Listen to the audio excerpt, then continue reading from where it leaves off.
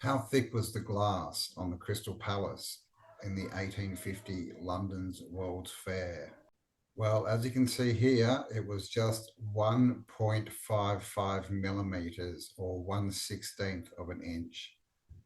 The glass sheets measured 49 by 10 inches or 124 by 25 centimeters and were just 1/16th of an inch or 1.55 millimeters thick. There you go, Crystal Palace, 1.5 millimeters. So this is the official narrative that the Crystal Palace 1850 had 1.5 millimeter thick glass. So let's have a bit of a look at this story.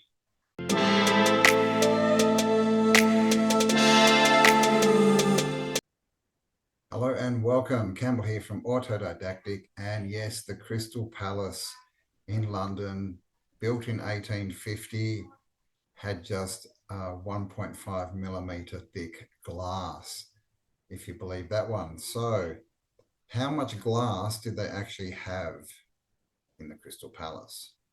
Well, this is AI. The Crystal Palace had 293,000 panes of glass. The glass panes were 49 inches by 10 inches and were the largest glass sheets ever made at the time. Okay, so not only were they 1.5 millimeters thick, they were the largest in area panes of glass that were made in 1850. Well, I mean, it's wonder glass, right? And to add to the mystery, the Crystal Palace in London was built in 190 days. Okay, from 1850 to 1851, it was constructed in time for the Great Exhibition of 1851 in London.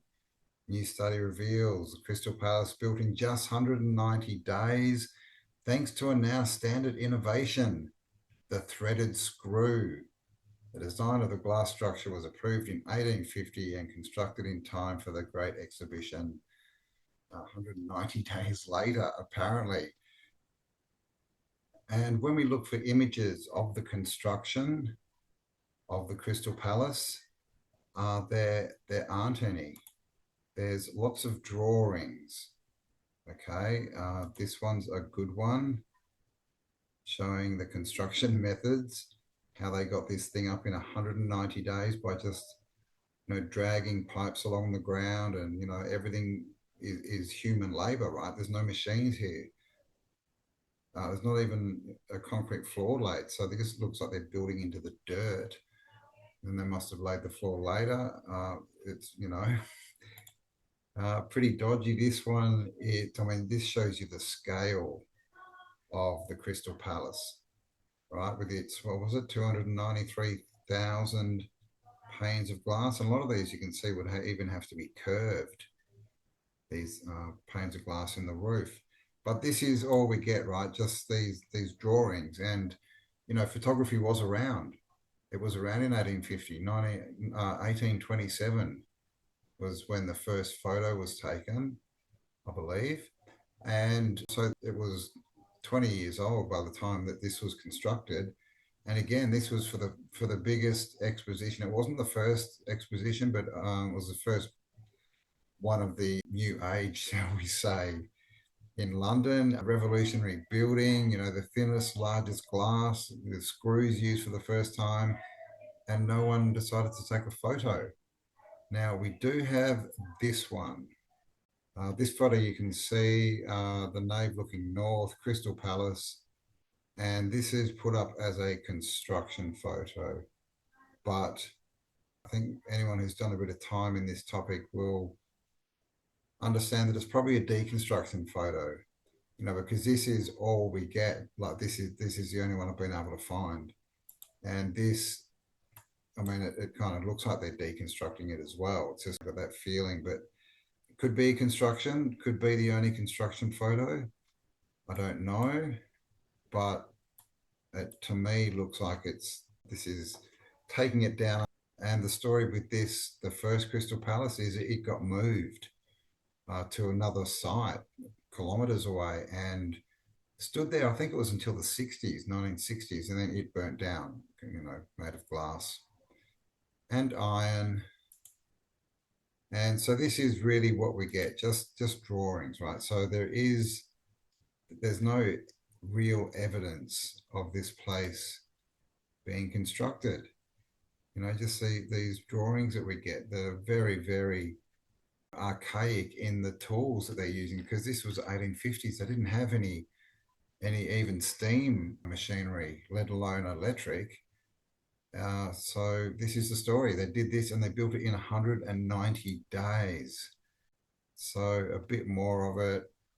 Professor John Gardner of Ruskin University said the Crystal Palace was the biggest building ever constructed in Britain at that time, but not photo worthy while it's being constructed. Where's all the information about the employees, who they employed, how much they paid them, where they lived, how they got this done, who were they employing, how many welders did they have, and steel workers, and whatever, right? Cement layers, who were all these people? There's no information on anything like this. We just get these interesting storylines. It had to be built cheaply. It had to be built in 190 days, which is pretty quick even today, of course. Solved the mystery of how the Victorians built the Crystal Palace in 190 days. So what have they discovered? Experts have discovered that the answer to this 173-year-old riddle lies in the first known use of standardized nuts and bolts in construction. So the same as we got on that other page with screws. Now they're saying nuts and bolts. So I guess they're saying they moved on from rivets. Maybe is that what they were using? I doubt they were welding it. So there you go. Nuts and bolts is how they built this, the largest building ever built in England. All right, with the thinnest glass and the largest panels of glass in 190 days. And so, what is the thinnest glass that we can make today? And this is industrial glass. They do make, very thin glass, for electronics and things. But as far as usable commercial glass, what is the thinnest? And of course, today it's all double glazed, right? So that it doesn't smash, basically. And they didn't have double glazing back in 1850. So today, the thinnest double glazing options are 6.7 mil or 6.5 mil. And of course, most of that's going to be for safety, right? So it doesn't break, in strong winds or hail or something like this, or, someone just leaning on it a bit too hard. And so this is what we can get today, 6.5 to 6.7 mils. But back in 1850, they want us to believe that it was 1.55 millimeters thick, and we're talking big panes. You can see these are just little ones, right? Little squares. So I don't know what the size of these are that they can make, but here you go. Standard slim double glazing sizes 10 to 14 mil. So what's that? 7 or 8 times as thick as the glass on the Crystal Palace. So who built this wondrous glass for the Crystal Palace? It was the Chance Brothers Glass Company. It says, produced the glass for the Crystal Palace at its glassworks on Spon Lane, Smethwick, next to the Birmingham-Wolverhampton Canal. Glassworks started 1814 and they bought it, Chance Brothers bought it 1824. Here's a picture of it. It looks like a pretty big operation. And down here it says Chance Brothers was one of only 2 glass manufacturers in England with the capacity to produce the quantity and quality of glass that Paxton required for the Crystal Palace. That's Joseph Paxton, who designed the Crystal Palace. And he, of course, was a gardener. He wasn't an engineer. He wasn't an architect. He was a gardener who just started building these amazing greenhouses, glass houses. Apparently they've knocked most of them down now. And that's another thing. This is not the only Crystal Palace. There were quite a few. So maybe get into that in a future video. So I just want to keep this one short. But it says basically Chance was chosen over his rivals owing to his glass being 50% thinner and thus lighter.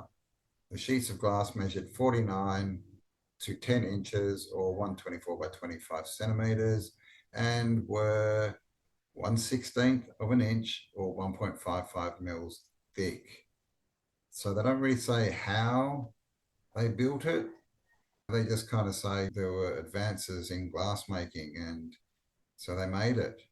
The contract required that the glassworks turn out 200 tons of sheet glass, more than the usual output of the works over the period of a few months.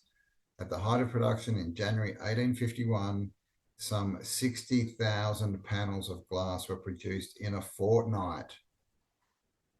I mean, yeah, man, that's like, yeah, I don't know if we could do that today, but that's a lot, man. 60,000 panes of glass. Here's an image. Of course, it's just a drawing of them making the glass. It shows blowers. So they're still, what? They're blowing this glass.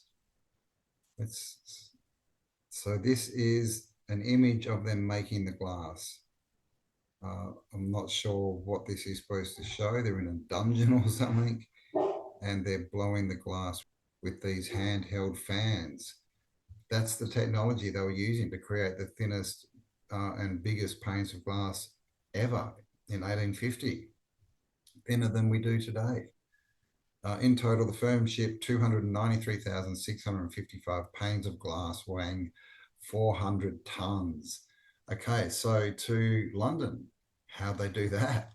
On horse and cart, on bumpy roads, either cobblestone paved or dirt? We're talking glass here. Wouldn't you think that they would probably break a lot doing that? And then how did they get it onto the Crystal Palace? You know, they had to lay it on the sides, on the walls. That's, you know, have to hang off the side of the building to do it. Not that easy. And then curved glass, and then they had to get it on the roof as well. And of course, I mean, you would think with a 1.5 millimeter thick that you wouldn't be able to stand on that glass, right? You'd have to be pretty careful. But it says that it was thick enough to withstand breakage from hailstorms and all this kind of stuff. So there you go. The biggest building ever built in London in 1850 in just 190 days, thanks to screws and nuts and bolts, with the biggest panes of glass and the thinnest. Let me know your thoughts on this. Do you think this is even possible? Because again, there's no information on who built this. There's no photographic evidence. There's no reports or anything saying who they employed or anything like that. They definitely didn't have the tools to do this. So what kind of a story are we looking at? Let me know. What do you think? Is this even feasible? Is, you know, or is it just complete stupidity that's made up? Was this building found with this amazing thin glass that was made by previous, more advanced peoples? Or do you think that this story is correct and that this is how it went? Biggest building in 190 days, thinnest glass. Let me know in the comments. And also, I just wanted to mention that I first heard this about the thickness of the glass on a podcast, an interview that Guy Anderson, on his channel Tesla and the Cabbage Patch Baby. So I'll leave the link to that below. Go check it out. It's a really interesting conversation about the Crystal Palace with a bit more info. Please share this video around if you like it. Give me a like, all that kind of stuff. Sub if you haven't, and stay awesome. And I'll talk to you all on the next upload. Bye for now. Remember, in the end, nobody wins unless everybody wins. Come on!